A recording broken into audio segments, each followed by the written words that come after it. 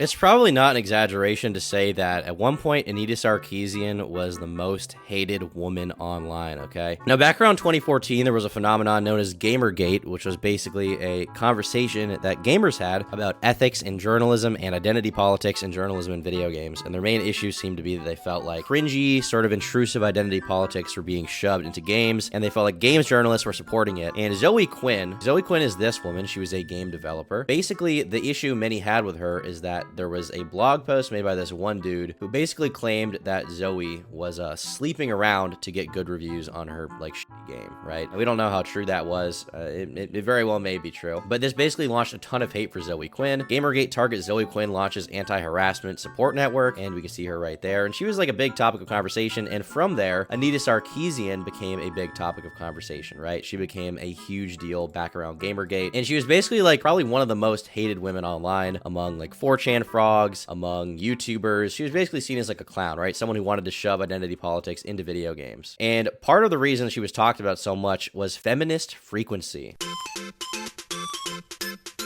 Now, Feminist Frequency is a YouTube channel. I believe it was also a podcast. You can see it right here. And basically, the whole idea behind it was that she would point out issues she saw in games. Here we have Damsel in Distress, Part 1, Tropes versus Women in Video Games. And she would post videos like this, where she basically talked about how she felt like video games were male-dominated. They came from a male kind of lens perspective. And she felt that women were treated as just like, you know, dumb bitches in the game to be rescued by the men, right? Which, I mean, in a way, is kind of true, especially for older games. Like, you know, you gotta save your hoe, okay? Save your pussy hole, okay? That's just how it was. Mario!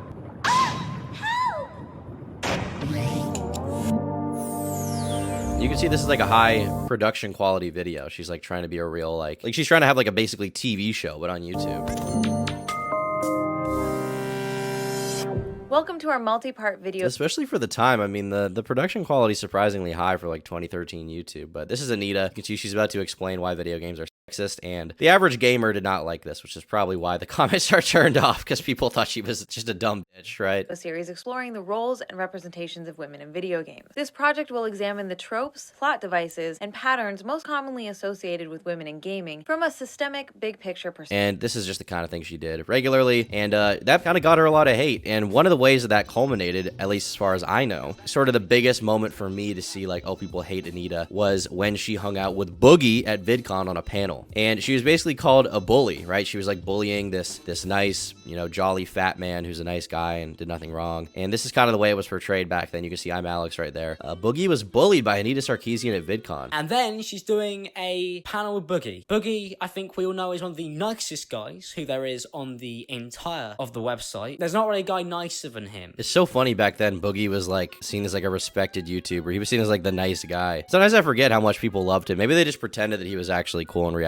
They just didn't like him. I don't know. But I thought it was obvious he was kind of like a fence-sitting, pandering dork back then. But, you know, back then everyone loved him. They thought he was just like a nice guy. Like, how could you bully Boogie? Like, yeah, how could you like bully like a giant adult man who like has his own brain? Like, while he got bullied. Like, I feel like he should have been called a pussy for that, maybe. And there's not really a guy who's more willing to listen than him. So when I see a video from Boogie298 where he seems to be shaking, he seems to be shaking. Scared of Anita Sarkeesian. He's scared of Anita. Way I could put it. That's the nicest way I could put it. I'm starting to think, do you know what? Maybe she's not the one being harassed. Maybe she's making other people feel uncomfortable. You know, calling somebody a garbage human being. Which obviously, like, I'm not saying like Anita needs to be defended, but she did like do a panel, and then like the entire skeptic community of people who hate her online like came up and just like starts like, you know, I mean they're obviously trying to get some kind of reaction out of her, right? That was the whole intention. Anita Sarkeesian recently announced that after 10 years, Feminist Frequency is closing down. Big news day. Actually, more than 10 years, 14 years. Today, I share the news that hashtag Feminist Frequency is closing. The work this team did to affect change in the games industry made a difference.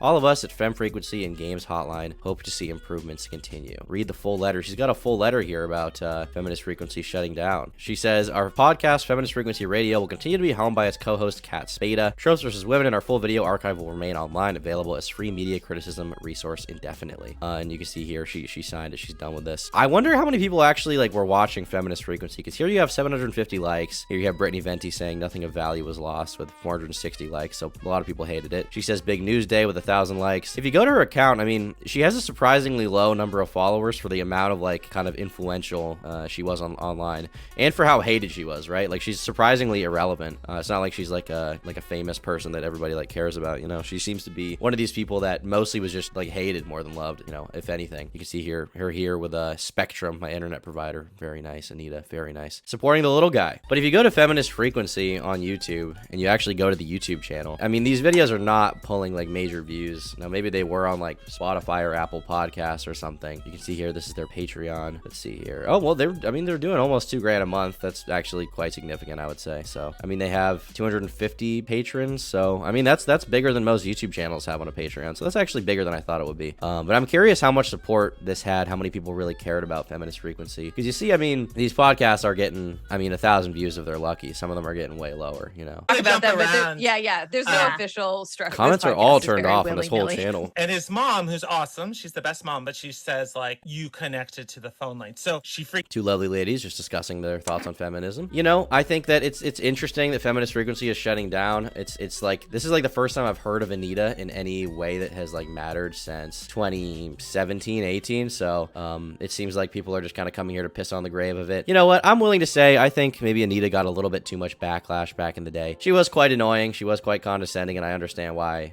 she pisses people off. But you know, with everyone, just the amount of hate you get usually isn't actually accurate to what you did, you know. But you know, at the time, Gamergate had a lot of impassioned people, so I understand why they were so angry at her. One of my favorite moments of Feminist Frequency is this moment. Basically, within a video that she did, she was claiming that like in Hitman, like you were encouraged to go and like kill random women, but in reality, you were like deducted points from that. But I mean, she was so hated at the time. She was so absolutely hated. And if you look at her channel now, it's filled with content that gets next to no views. An extremely small fraction of her audience still watches, and her other social media platforms aren't doing much better. Once in a while, she'll make a new tweet calling out a person like Ninja for being sexist, and journalists will cover it.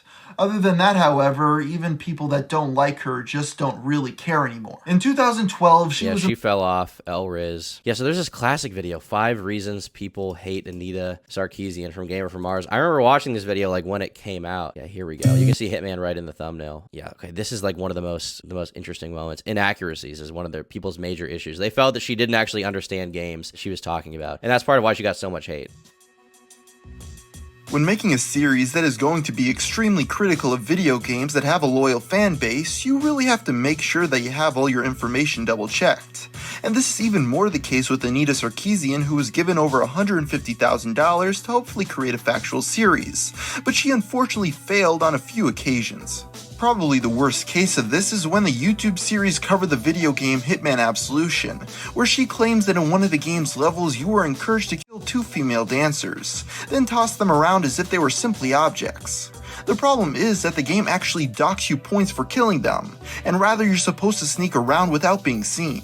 So these kind of inaccuracies really piss people off, you know, little things like that. There's so many more valid reasons that you totally ignored. How about the fact she manipulated the comment sections of her videos in order to play the victim? I've never heard about that. That's crazy. She's been caught intentionally leaving comments while taking down ones of genuine criticism in order to make herself look more sympathetic and encourage more people to give her money. Is that real? Can anyone prove that? I'd love to see that substantiated, because that sounds like a super interesting allegation. Maybe someday I'll do like a main channel doc about Anita. I actually have a long video written about Gamergate that I've just never gotten around to going over, because the script is like 100 pages long. So I've been like avoiding it because I just don't want to deal with it. But I probably should do that eventually, because I think that'd be a really interesting video. But yeah, Feminist Frequency is over.